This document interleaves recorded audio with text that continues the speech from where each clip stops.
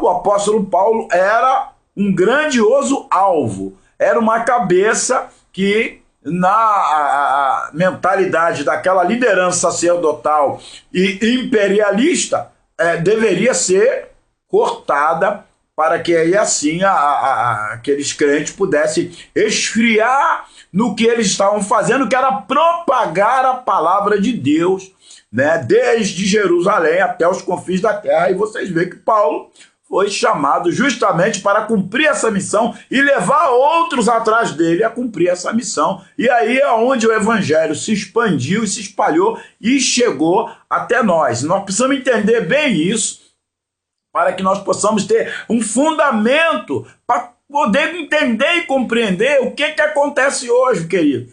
Né? Existe um fundamento.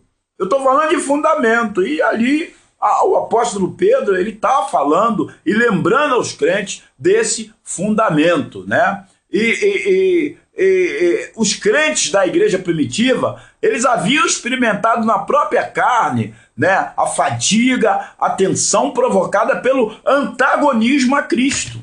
Né? Quem é antagônico a Cristo é antagônico a mim, é antagônico a cada um daqueles que professam o nome do Senhor Jesus. E esse antagonismo que era naqueles dias, hoje em lugares como Síria, Iraque, naquela mesma região, tem crescido cada dia mais. Nigéria, por exemplo, a Coreia, um antagonismo terrível, é o pior país que existe hoje na face da terra para se pregar o evangelho. Muitos crentes na Coreia estão encarcerados, muitas famílias destruídas, são obrigadas a negar a Cristo, e se não nega, não morre, e tem muitos morrendo, porque, aleluia, muitos não têm negado o nome do Senhor, mesmo diante do pelotão de fuzilamento, mesmo diante das perseguições. E esses crentes, lá na igreja primitiva, experimentaram o que os verdadeiros crentes, desculpa por assim dizer, porque é a pura verdade, eu não tenho papo na língua para falar que aqueles crentes eram os verdadeiros crentes, porque os crentes que eu estou vendo hoje, misericórdia, principalmente no Brasil, só quer saber de prosperidade, só quer saber de bênção, só quer saber de dinheiro, só quer saber de namorado, só quer saber de namorada, só quer saber de comer, de beber. Misericórdia, meu irmão. Olha, vamos olhar lá para trás, vamos olhar para o passado e ver a raiz, a base da igreja e vamos andar nela. Porque os fundamentos você não pode arrancar, os marcos antigos não podem ser retirados. E muitos aí já tiraram, os falsos profetas aí, os enganadores já entraram na igreja e tiraram os marcos, né, os fundamentos dos apóstolos.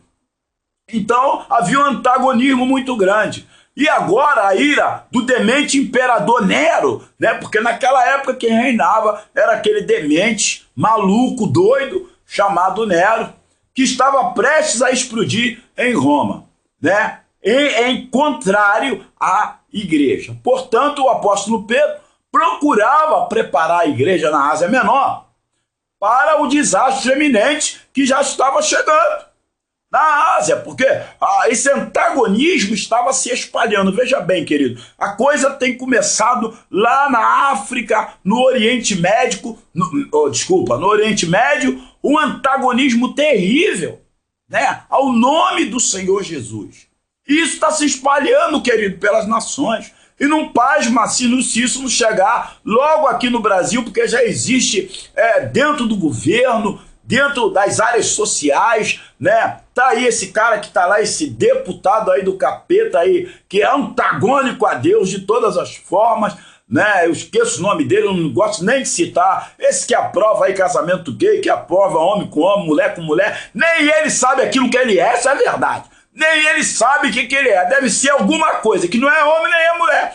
E nem ele sabe, não tem identidade essa pessoa aí, que eu nem cito o nome aí, porque é um nome podre, sujo, né? É um ímpio, né? E pronto, acabou. Falei. E aí? Tem algum problema? Manda vir atrás de mim, né? Por isso que eu não estou citando o nome. Então pode ser qualquer um. Você tá entendendo, meu querido? Então a gente tem que entender isso. É aquele antagonismo crescente dentro da nossa nação. Esse antagonismo tem crescido demasiadamente. Não fiquem sem vigilância, porque uma hora ou outra nós vamos ter aí leis que vão começar a nos apertar, a querer proibir de a gente estar pregando o evangelho livremente. Já nos hospitais já não se pode entrar.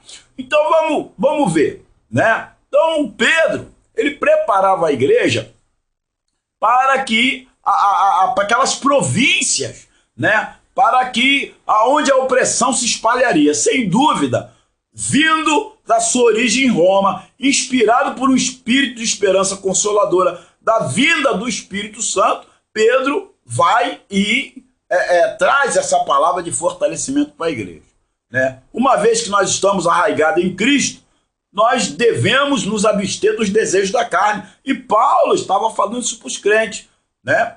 Caso quando você está no meio de uma sociedade hostil, seu sofrimento por amor à justiça serão em realidade uma bênção, né? Quer dizer, quando você está perseguido por amor a Cristo, isso aí é uma bênção. É por isso que o apóstolo Pedro, depois dele falar tudo isso no capítulo 1, né, ele vai lá no capítulo 2 e ele começa a falar, vamos deixar essa carnalidade, toda malícia, todo engano, fingimento, inveja, murmurações, né? É o que nós estamos vivendo hoje, é o Pedro nos exorta, porque nós estamos vivendo num mundo de perseguição, querido.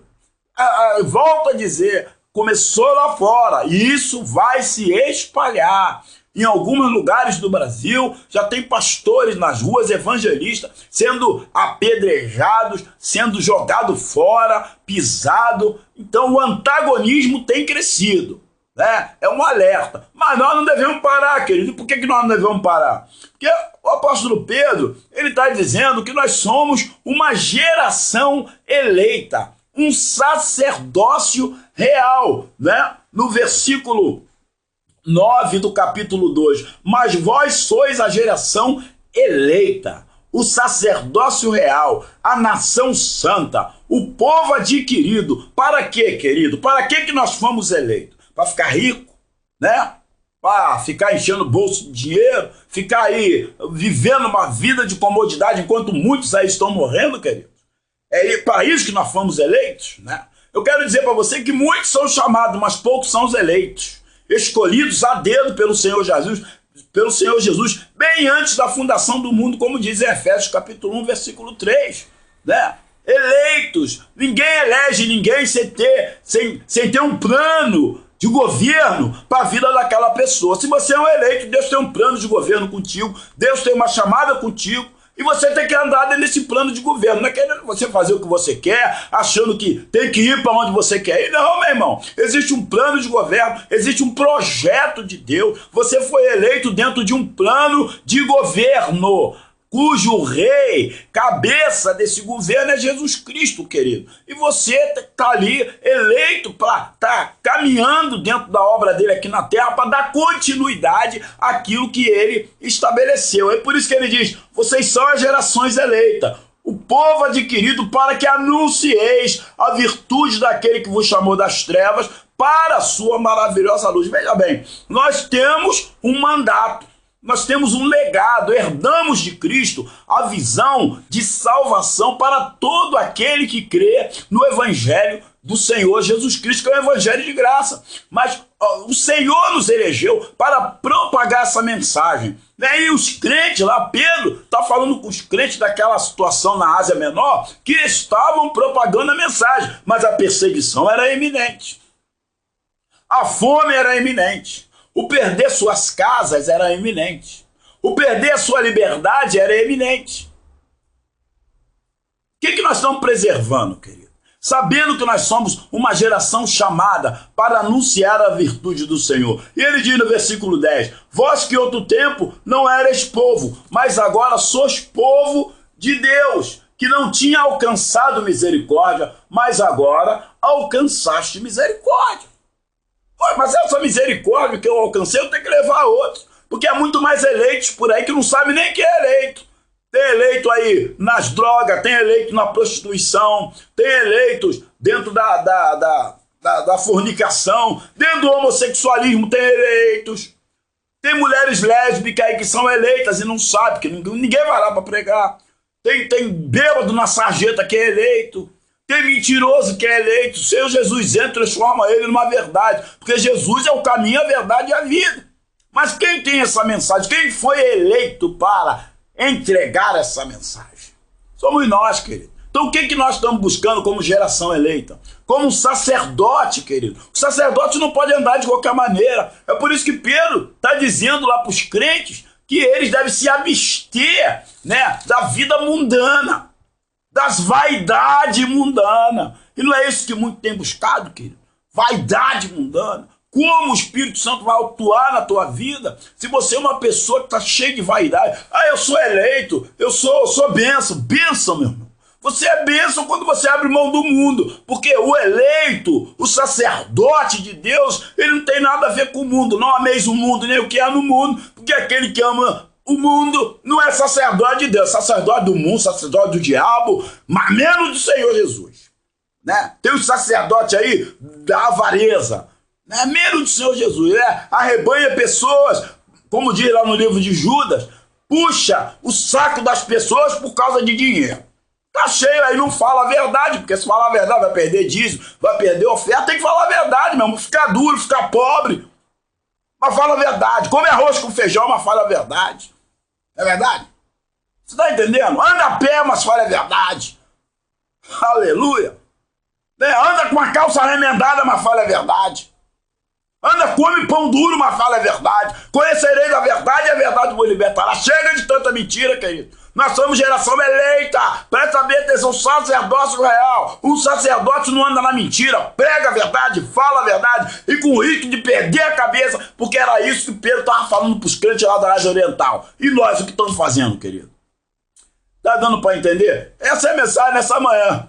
Eu não quero que você diga amém. Eu quero que você ouça e faça uma reflexão da sua vida e diz assim, não, tá falando comigo, eu tenho que mudar, porque senão a minha eleição é cortada. Senão, o Senhor Jesus vai me dar um impeachment, né? Porque aquele que não serve para aquilo que foi chamado, é como aquele presidente lá de 92 lá, ó, impeachment nele. E aqueles que estão reinando agora aí no governo aí, que não está servindo, estão oprimindo o povo está pedindo impeachment, né? Cuidado, os anjos não pediram o teu impeachment, né? Porque outro dia pediram o meu, mas Deus teve misericórdia de mim e me trouxe de volta. Mas eu não sei não, querido.